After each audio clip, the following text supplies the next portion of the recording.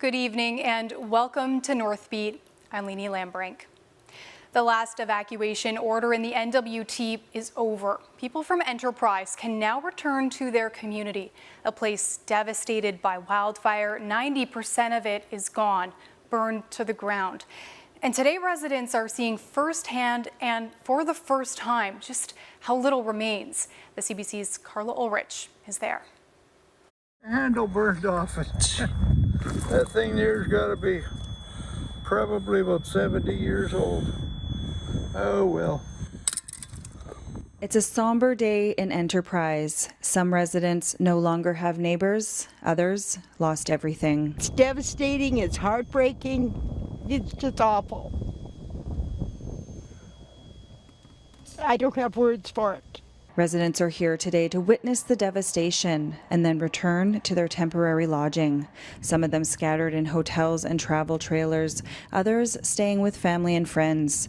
Mayor of Enterprise Michael St. Amour says that 8 homes remain in the town of about 100 people. There's a lot of people that are comfortable where they are and they're saddened and they haven't seen firsthand. I'm worried about the children coming back, seeing that they have nothing left. The parents not knowing what's going to happen this winter.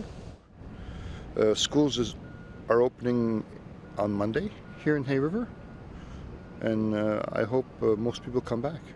Eric and Vi Bartlett returned this afternoon, and the reality of what's happened is hard to take. There was double 4x4s all the way around. Burned them out, burned the trees. Their home was spared, the only one in this neighborhood. One day at a time. That's about it. Yeah. And try and help out those that we can. Not a heck of a lot we could do to help anybody. Not like this.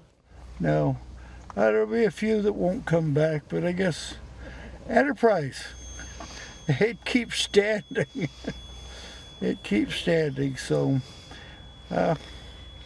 some will come back and rebuild, and we'll start from scratch. that was one heck of a jamboree. Michael St. Amour says they will rebuild Enterprise, but first they are working on getting residents into temporary homes before winter. Carla Ulrich, CBC News, Enterprise. We're learning more about what led to an evacuation declaration in Yellowknife. The city initially said the plan was to shelter in place, and up until August 15th, city officials said they were confident in that plan. But according to one territorial minister, things were changing behind the scenes. He told the CBC what happened after the city issued an evacuation alert for 3 neighborhoods. They said, we wouldn't be able to have our places, the evacuation centers, stood up because our health and social services department was leaving. So they asked us what we were going to do, how we could work together collaboratively to get the residents out of there. So we set up an evacuation plan within basically 60 hours. What Thompson is saying there is that there weren't enough staff to run evacuation centers, the place where people in threatened Yellowknife neighborhoods would be told to take shelter. The territory's Health and Social Services Department says it flagged capacity issues to the Emergency Management Organization earlier that week. Staff were busy taking care of long-term care evacuees coming from the South Slave and preparing for the possible evacuation of the hospital. At the time, Thompson said the fire was expected to reach city limits by the weekend. There was risk the highway and airport would close. Yellowknife Mayor Rebecca Alti's perspective on why the evacuation order was issued, however, is different. She says the city and the territory were relying on advice from Environment and Climate Change Canada. They were told on Sunday, Monday, and Tuesday the wildfire didn't pose a threat, but on Wednesday, that changed. Alti told CBC reporter Sarah Krymolowski that there wasn't a problem with the initial plan to shelter in place. Would the city have been able to carry out its shelter-in-place plan? Yes. because we work with the territorial government on that. And if the territorial government hadn't been able to find the resources within the GNWT, then they go and ask at the federal level. And then the federal government can either ask one of the provinces or territories to fly in support, or the federal government would have provided, the military support. So I didn't have concerns in regards to setting up an evacuation center here in Yellowknife. The evacuation orders might be over now, but the effects of the NWT's wildfire season will continue for years to come. Taylor Holmes has that story. Fires are a natural and important part of the boreal forest, but too much fire can cause lasting changes to the environment. Jennifer Baltzer is a professor of biology at Wilfrid Laurier University. She studies the boreal forests in the territory.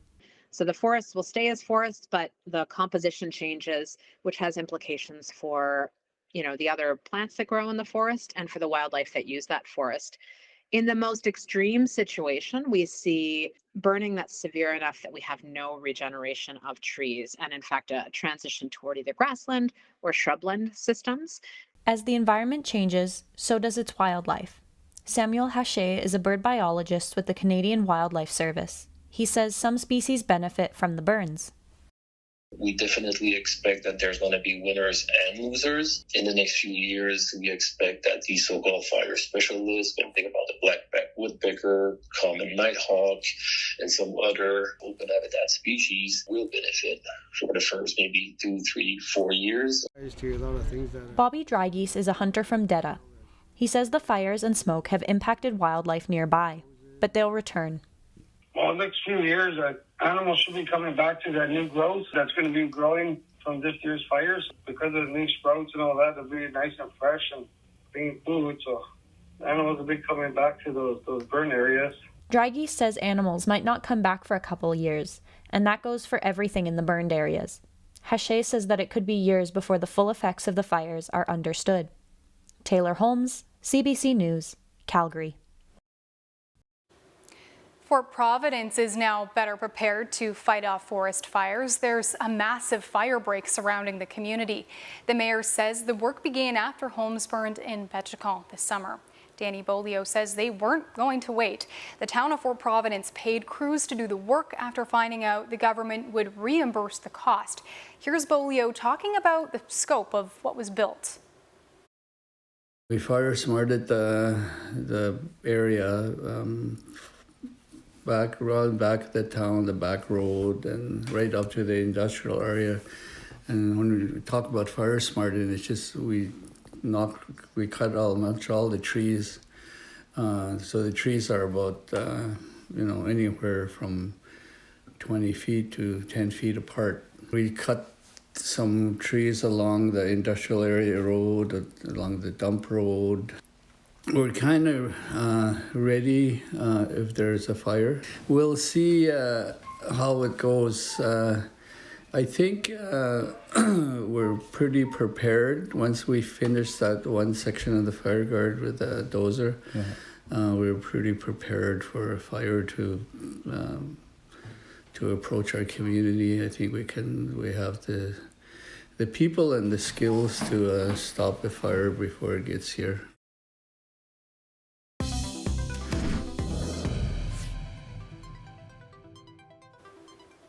Earlier this week, we told you the Trondheim Klondike was becoming a UNESCO World Heritage Site.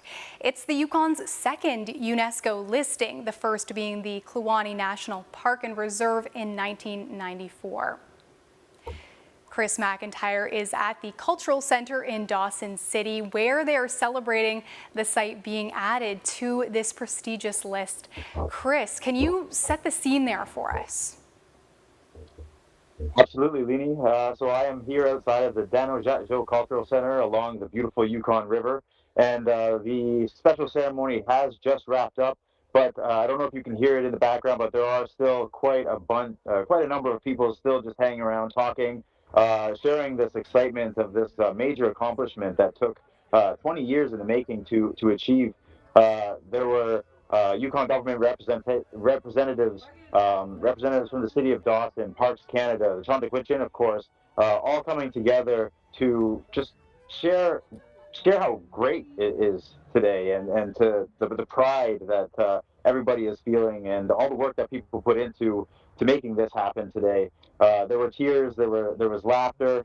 It's just been a really great afternoon so far. The day started with a Trondheim welcome video, which basically let people see who the Trondheim are, understand, share the stories, and it was, and now the ceremony, and then later this evening around 6 o'clock there will be a reception at the Palace Grand where people will come together again, and again just continue on the celebration of this great achievement.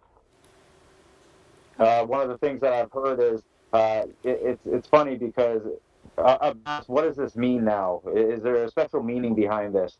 And what I've heard from the Trondheim people and people that have put the work into it is, you know, they've known that this was a special place. They've known that there's the culture, the history is so significant and special. And so to have a designation like this, it just really reaffirms how important Dawson is, Trondheim, and it really also reaffirms that there's more to Dawson City and the Klondike than the gold rush. It is the Trondheim people, it is their stories, it is their heritage, and I think today it really shows that that's what it's all about.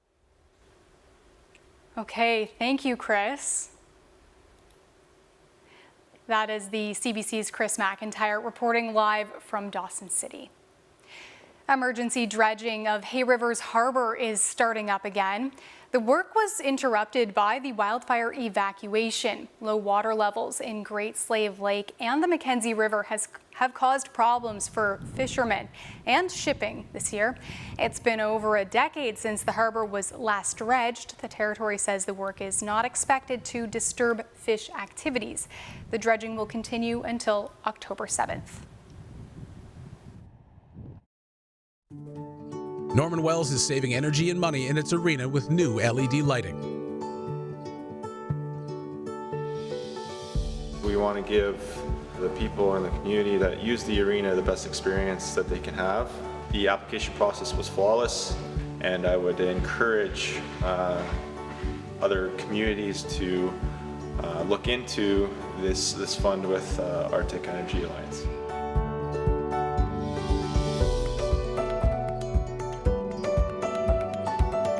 The Arctic Energy Alliance has free advice and rebates to help you switch and save. Talk to us today.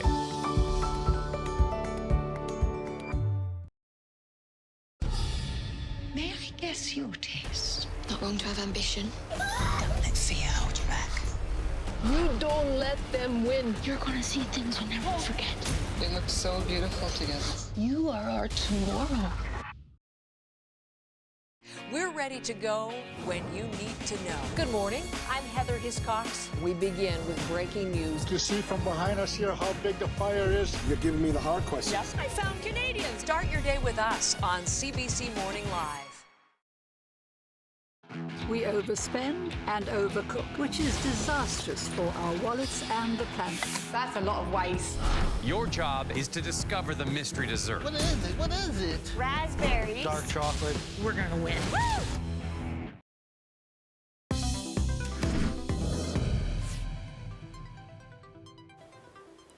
An Indigenous community in BC's Fraser Valley has waited a long time for this. The results of an investigation into unmarked graves and missing children linked to former residential school and hospital sites. The 3-year probe by the Stolo First Nation revealed 158 deaths, and researchers say it's just the beginning of uncovering the truth. The CBC's Renee Filipponi has the details. It was an emotional experience for survivors and their families as horrific stories of abuse were detailed in an update into the investigation on the work being done to uncover what happened at a number of residential schools and institutions on the Stolo First Nation. Now, the work started not long after the discovery of potential graves, unmarked graves, at the Kamloops Indian Residential School in 2021. The preliminary results here are described as just the beginning. They looked at a number of schools and institutions and the grounds around them, including St. Mary's Residential School, the Kokalitsa Residential School, and Indian Hospital, and the All Hallows Schools. Now, the research looked at oral stories, documents, genealogy, and field work. By reviewing the documents, they found records of 158 children who died having attended one of these institutions. But researchers say there is much more work to do, that they only have half the documents they need and are struggling to get the rest. The field work used aerial photos and ground-penetrating radar, also found evidence of some anomalies that could be potential unmarked graves, but no numbers were given. Researchers say it's just too early in the process. The leadership says today isn't about the numbers. It should be focused on the people. For the survivors and their families, there are some unknowns out there still. A lot of questions. The oral stories that have been shared over time that we've heard are heart-wrenching and heartbreaking, and for some of them, they never understood what happened to their family members, their friends, and others. So unearthing the truth here is extremely important. The community is calling for more support to continue this work when it comes to accessing documents and financing. The chief was also critical of the federal government, and more specifically, Prime Minister Justin Trudeau and his recent cabinet shuffle, saying it put new ministers in key portfolios, drastically disrupting the ongoing process. Renee Filipponi, CBC News, Stolo First Nation. Nunavut's child and youth representative hopes the territory is going to change how it protects children. Jane Bates is responding to a scathing report by Canada's Auditor General. It described an alarming failure by the government of Nunavut's Child and Protection Services. Hearings about the report were held in Iqaluit this week. Bates hopes the territory follows through on commitments it's made. In order to address a problem, you have to understand it. You have to first acknowledge you have a problem, and then you have to understand its scope and magnitude. Then you have to develop an action plan, and then you have to commit to that plan and then execute it. And to date, what we've seen from family services, they often will acknowledge that there's a problem, but they haven't gotten to the executing of the plan or understanding the full scope and magnitude of that problem. The Auditor General has reported on the issue in 2011 and 2015 as well. Bates says since those reports, the situation has only grown worse. An investigation into Nunavut's police force is still underway, even though it was first announced more than a year ago. The RCMP's Civilian Review and Complaints Commission says systemic investigations normally take at least 12 months. The investigation is looking at policies and the public complaints process. Stephen Cooper is a lawyer heading up a class action lawsuit against the RCMP in all three territories. The lawsuit alleges the RCMP have routinely used excessive force against Indigenous people. Cooper says the commission needs to be more transparent about how long investigations can take. The CRCC process, I'm sure, will be insightful. But it's not going to change anything. Nevertheless, I think it's important to have timelines. If you want to be taken credibly, something that this commission has struggled with from its origin, then tell the people what they want to know, what they have a right to know. The commission isn't saying when the investigation will be done. It says new information could come up and other avenues of inquiry might emerge. 3 people are trying to be Iqaluit's next mayor, and we're going to introduce you to them. Solomon Ava is the city's mayor right now. He initially planned to run for a council seat, but decided to run for mayor last minute. He wants to focus on resolving the city's long-term water issues. The second candidate is Vincent Yvonne. He held a city council seat when he lived in France. Yvonne says he's also focused on resolving the city's long-term water issues, but he's also proposing weekly drop-in sessions where residents can talk about their concerns. The third challenger is Lily Weeman. She says she has the time to do the job because she's retired. Her focus would be addressing food insecurity. Iqaluit's returning officer, Jason Roberts, says 14 people are vying for 8 city council seats in Iqaluit. He says that's about half of the number of people who ran last time, and that might not be a bad thing. I think it's better for the voting process because you don't get such a split between everybody, so you'll have more of a majority vote, which is more beneficial to the public, I believe. Municipal elections are taking place across Nunavut on October 23rd. People will cast ballots for mayors, city councillors, district authority members, district education authority members, and alcohol education committee members. More than 1,000 Indigenous entrepreneurs met this week to exchange ideas on how to take their businesses to the next level. CBC's Nisha Patel takes a look at the initiative that's aimed at doing just that. Indigenous entrepreneurs from across the country connected, networked, and shared knowledge. Trending colors for next spring. Trisha Patura says support like this is essential when building a business. A lot of entrepreneurs are alone, and then to do all the tasks and wear all the hats, it's almost impossible. Do you have these blankets? Patura is from Nipissing First Nation. She co-founded Mini Teepee, which makes shawls, bags, and blankets. It was one of 5 Indigenous companies named to the first SOAR accelerator. The program aims to help boost revenues and turn these companies into big-name brands. To have access to one-on-one meetings with buyers, and having some executive mentorship that will have impact on our growth. Out of all private sector companies in Canada, Indigenous-owned businesses make up less than 2%. People tend to invest in companies that are like them and in founders that are like them. This business professor says the venture capital industry isn't diverse enough, so accessing funding is a huge hurdle. But he's optimistic. Indigenous entrepreneurs remain one of the fastest growing demographics of entrepreneurs in Canada. We've always been a part of trade. Sunshine Tenasco co-created SOAR's programs. It's being able to be seen and knowing that your voice matters. She hopes the initiative will inspire others. Until we're at the point where we see more Indigenous faces on all aspects, on all businesses, on shelves, on, in the mainstream, then we haven't reached our goal yet. Okay. That's the plan for Patura, who now wants to take her goods global. It's like my kids see that, whatever you want to do, you can do it. And if you dream big, there's nothing holding you back. It's the kind of economic empowerment that could last for generations. Nisha Patel, CBC News, Toronto. A new tourist destination north of Edmonton is offering Indigenous land-based learning, according to a local knowledge holder. 8 domes have opened at Métis Crossing in Smoky Lake, Alberta. And instead of TV and Wi-Fi, these rooms offer spectacular views of the night sky. Our colleagues at CBC Edmonton got a tour. Since I was a child, we always looked to the sky. I remember my dad, he wants to know what's the more like, or the moon is, holding water. The crescent was holding water. It's going to be dry, or if it's tipped, it's going to be wet. The land talks to you, and so has the stars. And we have one that we call the Coming Home Star, and that's our north.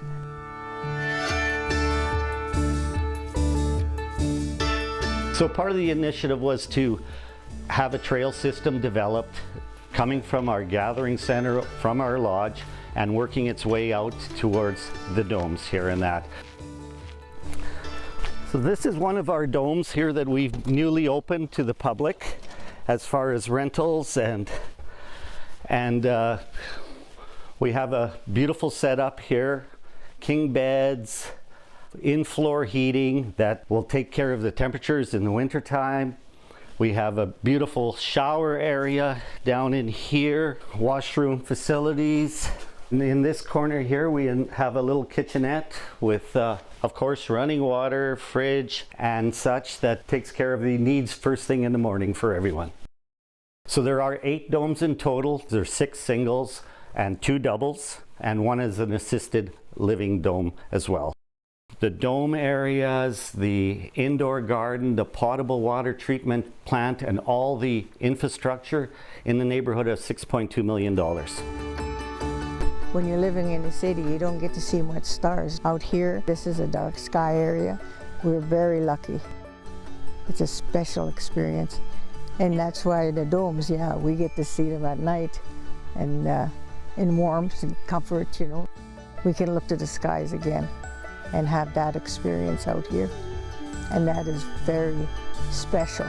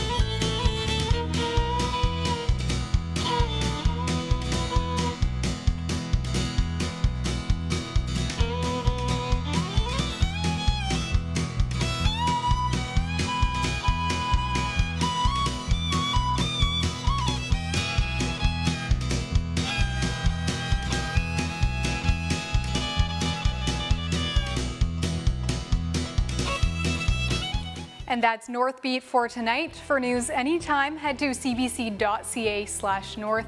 Thanks for watching. I'm Leanie Lambrink. Have a good night.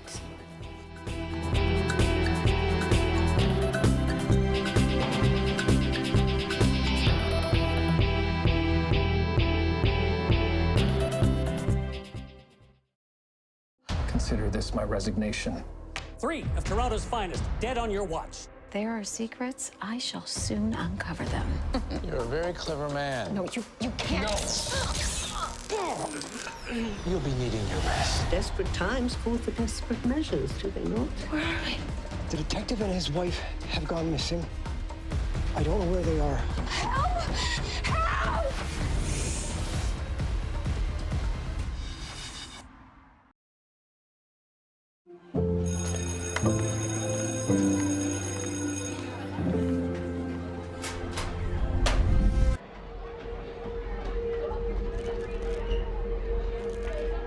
Hey, wanna eat lunch with us?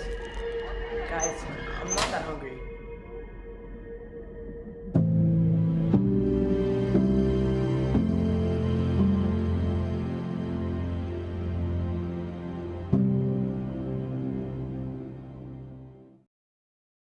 What Canadian creature is often a villain in fairy tales?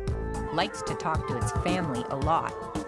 Hunts in large packs for big animals. And is a close cousin to dogs. If you guessed the wolf, you're right. These mighty hunters are quite shy of people and fill an important role in nature. To learn more about wolves, visit our website at hww.ca. Every week, the issues that matter to Canadians. These are acts of desperation. Connecting politics to people. We will always protect and defend all NATO allies. Some people have lost everything. Sundays, join me for Rosemary Barton Live. There is no one Inuit word for art. We say it is to transfer something from the real to the unreal. My grandmother taught me how to survive.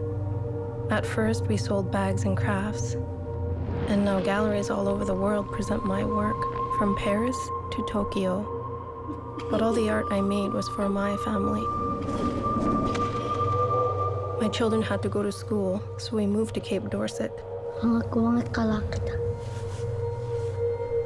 This was the start of a new way of life for us. I am an owl, and I am a happy owl. I am the light of happiness, and I am a dancing, happy owl. As a founder of Cape Dorset's famed printmaking co-op, Kanuyuwak Ashevak introduced Inuit art to the world. Being there means being here. The city is now very still to share. I'm so sorry. I do worry about them. Adrian Arsenault reports on CBC News Explore. Stream free. The Great Canadian Baking Show is back. And the winner is... Alan, no, it's too soon for that. How about now? Give me that. Okay, yeah, sure.